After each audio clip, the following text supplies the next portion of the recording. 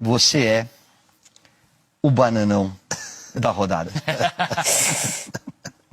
Eu adoro essa balançada desse bananão aí. Vamos? Quer chamar um intervalo? O coletivo acaba ganhando muito, né? Claro. Porque não tem essa. Ele vai tocar pra mim, eu vou tocar pra ele. E aí Lá a gente vai ele? Vou tocar a bola pra ele, pô, assistência, gol e tal. Deixa eu ver. Eu vou de Boca. Você vai do quê, meu? Eu vou de Boca. Principalmente o torcedor do Vasco, ficou de olho no Bambu, né? Que é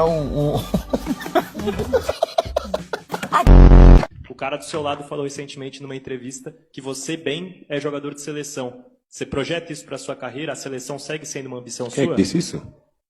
Que? Aí eu? Então não tava bem. Que isso? Eu falo, não preciso de inimigo, cara.